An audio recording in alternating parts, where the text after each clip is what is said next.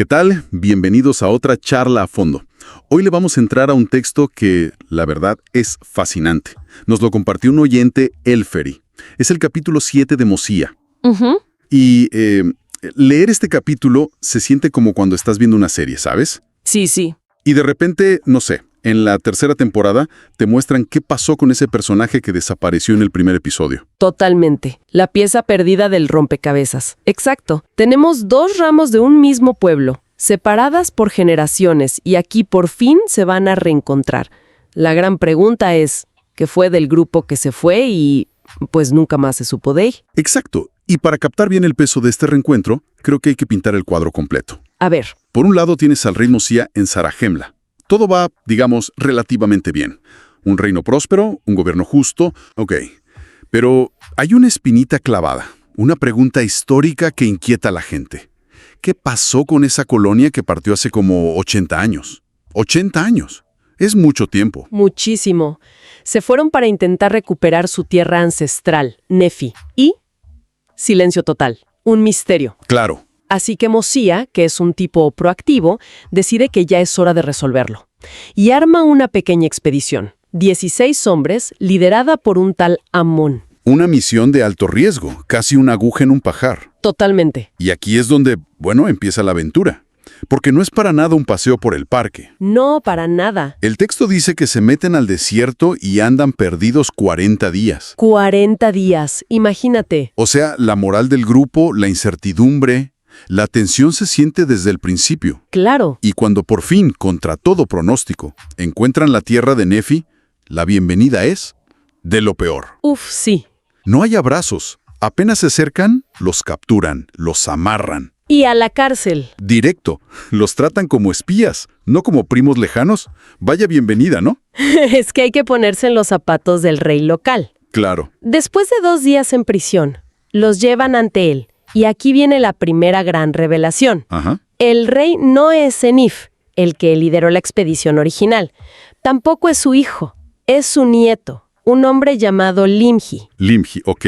Y Limhi está en una situación, pues, increíblemente precaria. Desde su perspectiva, estos 16 tipos que aparecen de la nada son una amenaza. Totalmente. Su pueblo está rodeado de enemigos, los lamanitas. Exacto. Cualquier forastero es, por defecto, un posible espía. La paranoia es su estado natural de supervivencia. Claro. Y su primera reacción es de pura desconfianza. Los interroga muy directo, casi agresivo. ¿Quiénes son? ¿Qué hacen aquí? Se siente la tensión, sí. Pero justo ahí, la historia da un giro de 180 grados que es espectacular. Es un momento increíble. Amón se presenta. Le dice que no son espías, que vienen de una tierra lejana, Zarahemla. Y esa palabra lo cambia todo. Todo. En el instante en que Limhi escucha Zarahemla, el texto dice que se alegró en extremo. Es un cambio de la noche a la mañana. Pasa de ser un rey paranoico a un anfitrión que no cabe en sí de la felicidad. Inmediatamente ordena que lo suelten. Sí. Y la pregunta es, ¿por qué?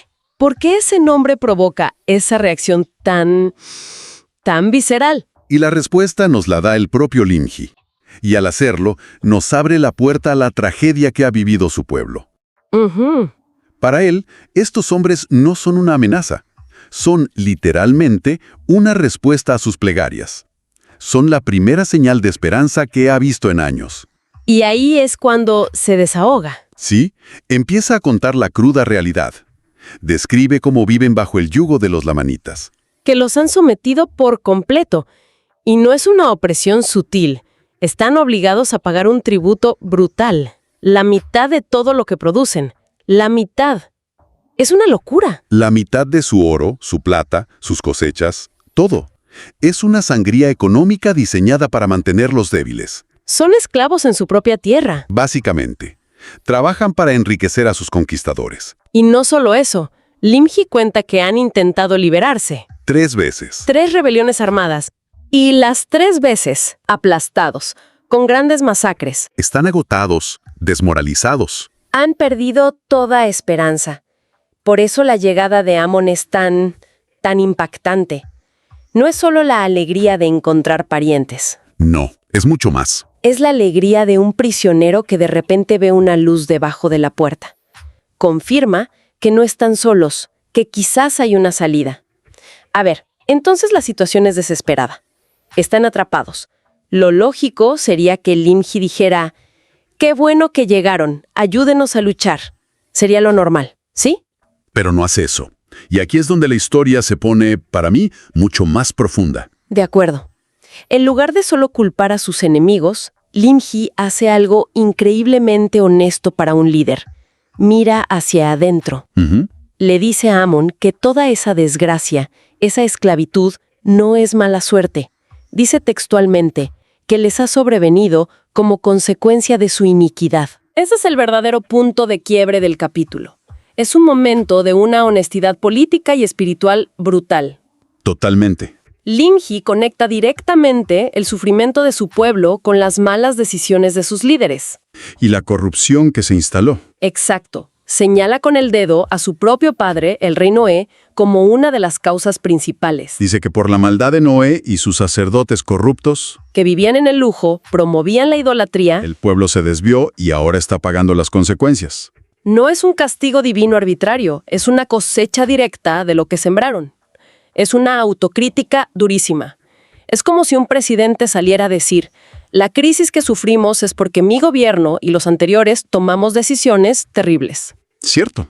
Limji admite que tuvieron advertencias. Tuvieron a un profeta, un tipo llamado Abinadí. Ajá, que les dijo exactamente lo que iba a pasar si no cambiaban. ¿Y qué hicieron? El rey Noé lo mandó quemar vivo. Terrible. Limji está diciendo: tuvimos la oportunidad, la ignoramos, matamos al mensajero y ahora estamos aquí, pagando la factura. Exactamente. Es el momento en que dejan de ser solo víctimas para reconocerse como corresponsables. Sí. Y en esta narrativa, ese es siempre el primer paso para cualquier tipo de liberación. No puedes solucionar un problema si no haces un diagnóstico correcto de la causa. Y Limji lo está haciendo. Está diciendo que la raíz de su problema no es militar, Es moral. es moral.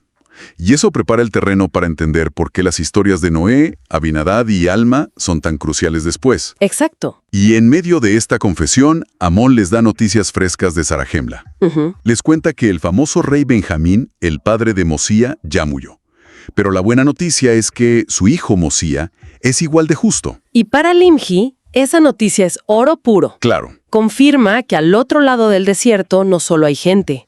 Hay un gobierno estable, justo, hay un modelo al que pueden aspirar. Un lugar seguro. Limji entiende que este es un momento decisivo.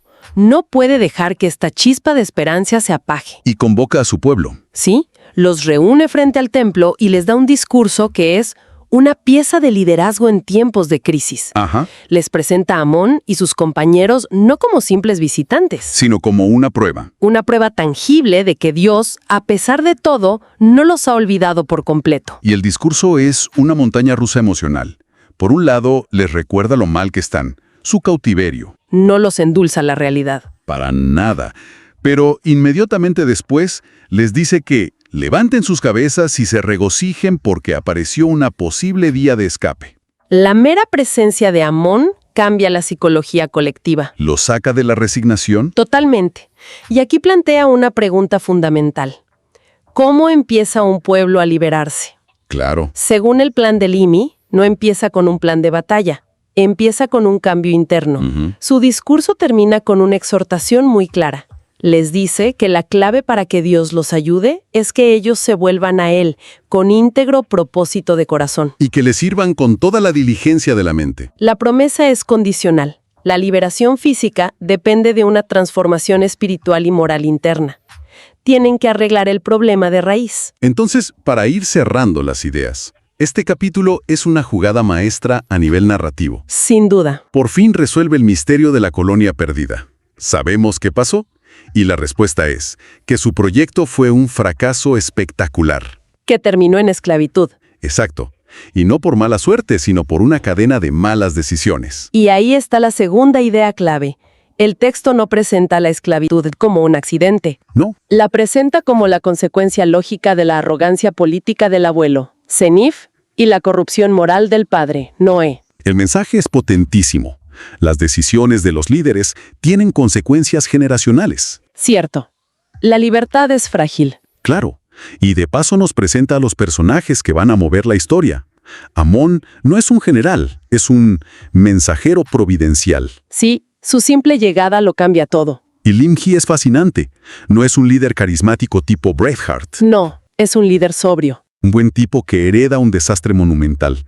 Su liderazgo se basa en la humildad y la honestidad.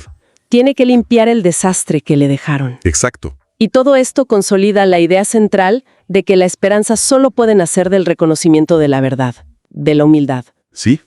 El pueblo de Limhi solo puede empezar a pensar en ser libre cuando su rey se para y les dice: estamos aquí por nuestros propios errores. Es una plataforma de lanzamiento perfecta. Nos da el final de la historia antes de contarnos el principio.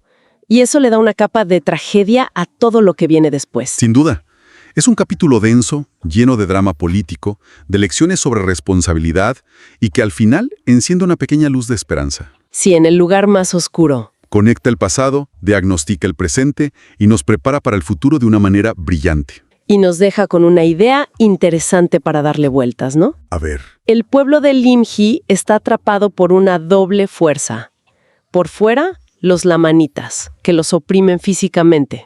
Pero por dentro, están cautivos de sus propias decisiones pasadas, de la herencia de un liderazgo tóxico. Cierto.